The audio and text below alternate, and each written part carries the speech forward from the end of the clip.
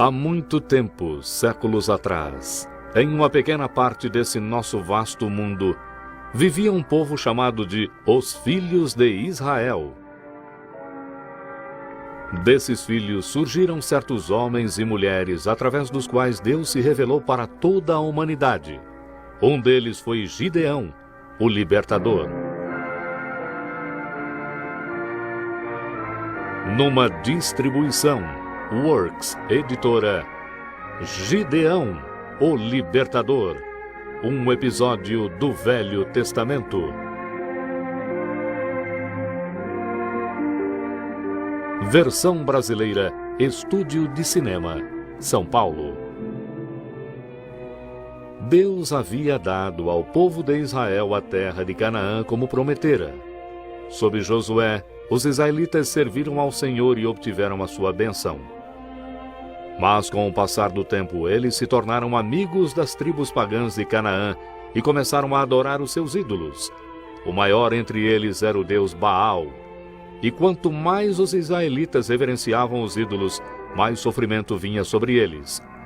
Midianitas, um povo feroz do deserto da região a sudeste de Israel, invadiram a terra, roubando e destruindo, levando até a colheita e os animais para que não sobrasse nada para as pessoas comerem. Muitos israelitas fugiram para as montanhas e viviam em cavernas como animais assustados. No seu sofrimento, os israelitas se lembraram de Deus e de novo clamaram a Ele por ajuda. Então o Senhor Deus enviou um profeta para lembrar o povo que eles mesmos provocaram todo esse sofrimento. Assim diz o Senhor Deus de Israel: do Egito eu vos fiz subir e vos tirei da casa da servidão, e vos livrei dos egípcios e de todos os vossos inimigos, e os expeli diante de vós, e a vós eu dei a sua terra, e vos disse: sou o vosso Deus, não temais aos deuses dos amorreus, em cujas terras habitais. Mas não destes ouvidos ao Senhor. Os israelitas sabiam que o profeta tinha dito a verdade. Muitos deles lamentaram e se arrependeram de terem quebrado os mandamentos de Deus, adorando os ídolos dos amorreus. Então Deus, na sua misericórdia, resolveu enviar alguém para libertá-los. Um dia, Gideão, filho de Joás, estava malhando trigo no seu lagar, onde os midianitas não o veriam. De repente, ele percebeu que alguém estava observando-o. Um anjo do Senhor tinha vindo para trazer uma mensagem para Gideão, mas no começo, Gideão não percebeu que era um visitante celestial. O Senhor esteja contigo, varão vigoroso de coragem.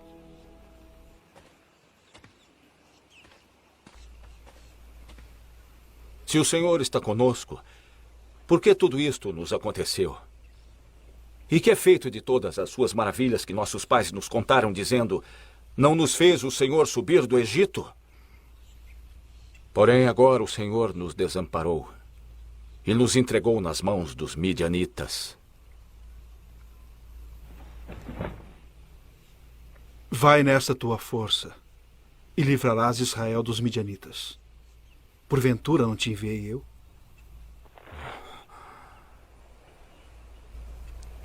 Senhor, com que livrarei Israel? Eis que o meu milheiro é o mais pobre em Manassés, e eu o menor na casa de meu pai. Mas eu estarei contigo, e tu derrotarás os midianitas. Se tenho achado graça aos teus olhos, dá-me um sinal de que és comigo que falas. Rogo-te que não vás embora até que eu volte e te traga uma oferenda. Eu esperarei até que voltes.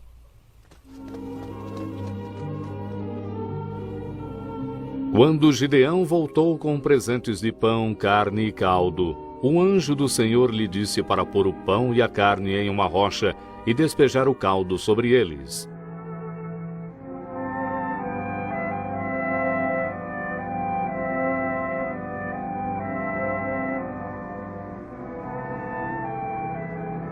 Então Gideão recebeu a prova que ele pedira. Assim como a sarça ardente fora um sinal da presença de Deus para Moisés, a comida em chamas convenceu Gideão de que esse era o Senhor que estava com ele.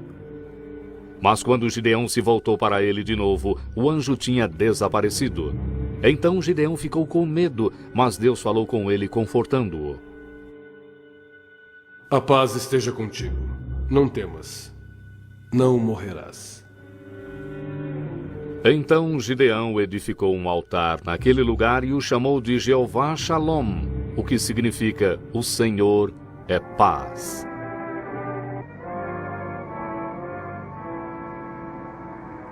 Naquela mesma noite, Deus falou com Gideão de novo.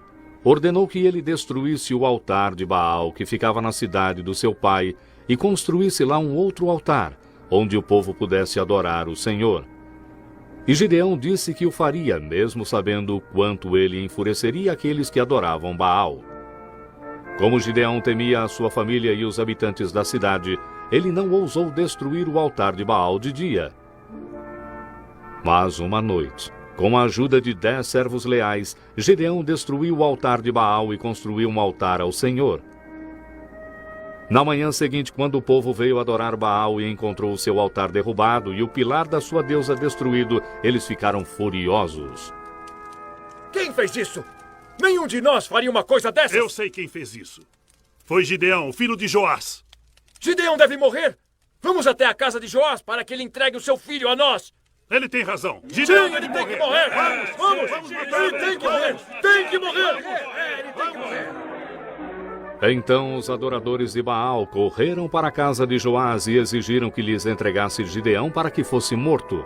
Mas enquanto Joás os ouvia, ele percebeu que Gideão havia feito o que era certo e ele falou contra Baal em defesa de Gideão. Vocês defendem Baal? Vocês querem salvá-lo? Aquele que defende Baal é que deve ser morto. Se Baal for um deus, ele que se defenda sozinho por terem derrubado o seu altar. Os adoradores de Baal perceberam que as palavras de Joás eram verdadeiras.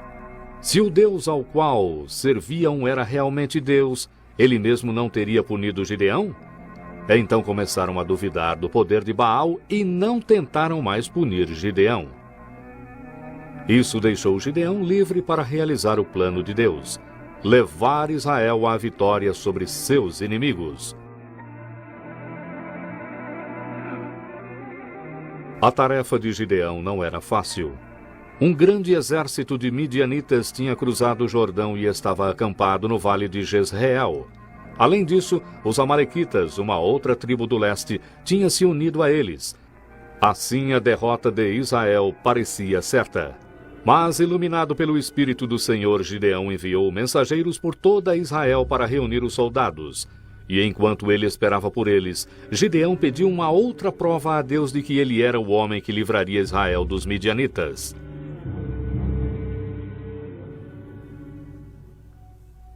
Se vais mesmo usar a mim para salvar Israel, como tens dito, então me dá uma prova. Eu porei um velo de lã na eira.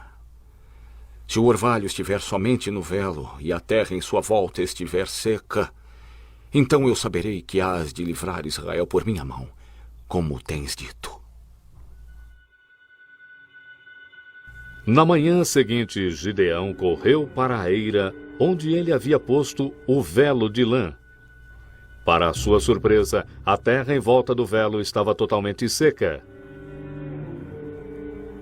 Mas o velo estava tão encharcado de orvalho que a água que saía dele era o bastante para encher uma tigela. Então Gideão pediu mais uma prova a Deus.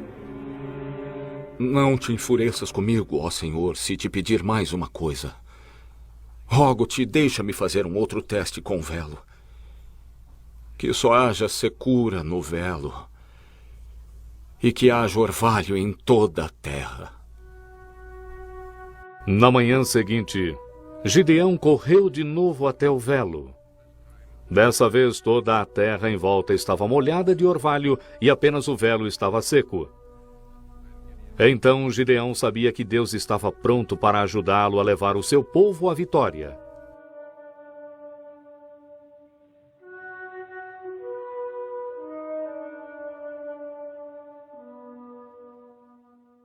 Os israelitas deviam estar confiantes de que Gideão agia sob a orientação de Deus, pois 32.000 homens responderam à convocação às armas.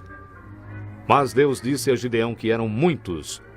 Uma vitória sobre os midianitas poderia parecer ter vindo do grande número e não do Senhor. Então Deus disse para Gideão deixar todos aqueles que temiam os midianitas voltarem para casa. E mais de 2/3 dos soldados assim fizeram. Restaram apenas 10.000. Mas Deus disse para Gideão: ainda há muitos. Leva os soldados até a água. Separa em um grupo todo aquele que lamber a água como um cão, e em um outro grupo todo aquele que se ajoelhar para beber. E foram 300 que lamberam a água. Todos os outros se ajoelharam para beber. Então Deus disse para Gideão: com os 300 homens que lamberam a água eu te darei a vitória. Deixa todos os outros irem para casa. 300 homens. Parecia muito pouco comparado ao grande exército dos midianitas. Mas naquela noite, para tranquilizar Gideão, Deus o mandou com o seu servo para o acampamento inimigo, onde eles ouviram a conversa dos midianitas. Eu tive um sonho. Um pão de cevada torrado rolou para dentro do campo de Midian. Atingiu uma tenda e a deixou às avessas.